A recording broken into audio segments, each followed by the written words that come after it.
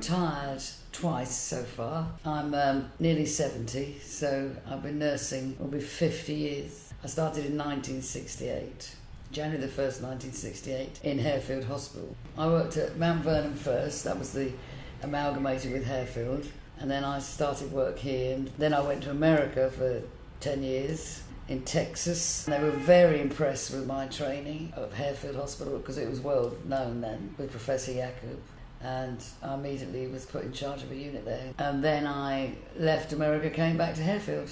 Yeah, I did intensive care here for a bit, then I went to paediatrics intensive care and transplants, intensive care with the children and the adults. There's been a variety of jobs. The changes in medicine in those years have been amazing. The angios and the stent work we do with the cardiac, I find very interesting and amazing. In the old days, if you had a heart attack, really, the chance of survival was very slim. We had one monitor on the ward, which was put next to the sister's desk. That was it. And most died, really, before they got to hospital. We didn't have an intensive care unit in the early days. I think Harefield had the first intensive care unit in England. You have to check those facts, but I think that was so in the 70s when they started doing heart-lung, because they didn't have a heart-lung machine until late 60s, 70s. So it was very different in those days. And if you did survive your heart attack, you stayed in bed for 3 or 4 weeks in hospital. Well, now you're in for 1 or 2 days and then home. It's just amazing what they do now. I became a nurse because my mother was a nurse and she nursed in the war, and it sounded very exciting. So it was very good. I'm glad I've done it, and I've enjoyed every minute. Some things I haven't liked so much, but I've enjoyed most of it. I had to be 18 in the month I started nursing, so I came here when I was 17. But I did really love it. I like the communication. I think that's what I like about it, chatting to the patients. And it's not so much of that now. It's a lot more computer work, and I regret that, but I think you need both. My father died. That was a rocky time for us. He died of a heart attack at home. That's sort of really why I pursued the career of hearts. So then I went out to America about 2 years after he died and worked in the cardiac unit there, and it was private nursing there. While I was out there, I worked in the state hospital, the poor hospital. Was such a difference. People don't realise how lucky they are to have the NHS. There's such a difference in the two systems in America. If you haven't got insurance, you are done for, really. Say you had an accident in the streets, the first thing they do is check your medical insurance.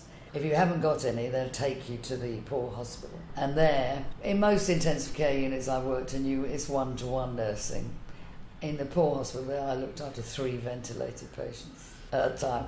I used to come off crying. I was so exhausted. And then the other thing I noticed out there, they may have had enough insurance to do their operation in the private hospital, but if next year if they had an accident or a heart attack, they had to go to the poor hospital because their insurance wouldn't cover it. So people should be so grateful for the NHS. We just don't appreciate it so much. It was definitely a white and black system too.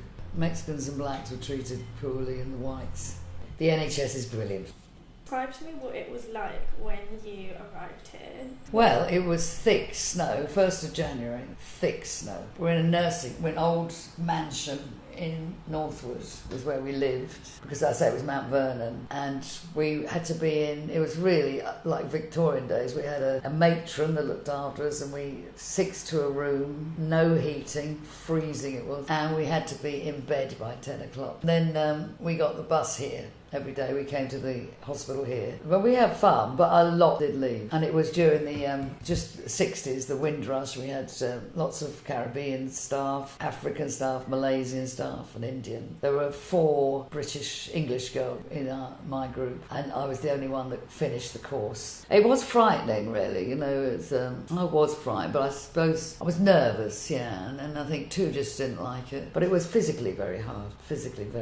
All the others, the Commonwealth girls stayed. They finished the course. I think, then I didn't stay at Mount Vernon. I came here to continue working here. Big difference. It was still a TB hospital in those days, so the patients were wheeled out onto the verandas to recover from the TB, but we only had 1 ward then, it was TB, and we weren't doing heart surgery. We did heart surgery and lung surgery. Then I went to America and came back here, and the big change here was amazing. The intensive care was bigger. But then I came to the children's intensive care, which was like where we're sitting now. It was just a tiny 4-bedded intensive care, and then they did big fundraising. They filmed us. We were on with Superman. We were the supporting film with Superman.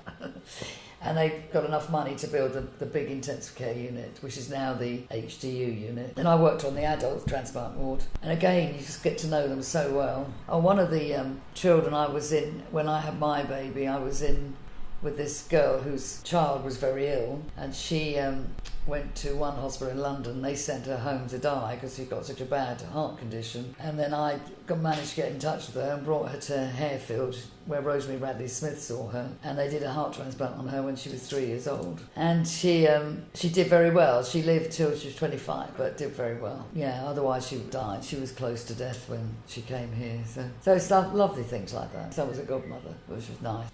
So we used to have children from all over the world in the country, and one baby had come from Southend straight to us from being born, and she died, and her mother had never seen her, and that was like 20 years before the service, and she came to the service, and her grief was just as bad as a 17-year-old that had just died. I thought that was quite a lesson, really, but she still was grateful to us for, looking after her child. Yeah. What was it like working in Saudi Arabia? Oh, that must have been very different from here. Oh, very different. Well, I worked on the children's ward, and you only had children mixed in a ward together till 2, then they had to be in separate wards, the boys and the girls. Saudi is a very rich country, and they employed us to run the children's intensive care unit, which hadn't been built, and it wasn't built for 5 years after I left. So spent a lot of time not doing much, really, not working much, because they hadn't built the unit. It was 2 patients on this intensive care unit, and 11 nurses were sent out. I remember a mother came in with measles. For all those that haven't had their vaccinations, came in with measles, and she killed 4 children, including her own son. Did she survive? She survived, yeah. Measles is a dangerous disease, a really bad disease. I'm really, really, glad I became a nurse and was able to work here, which I think is one of the best hospitals in the world.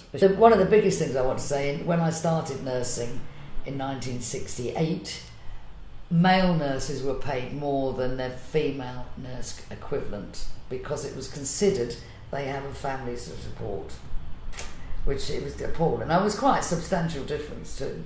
Yeah.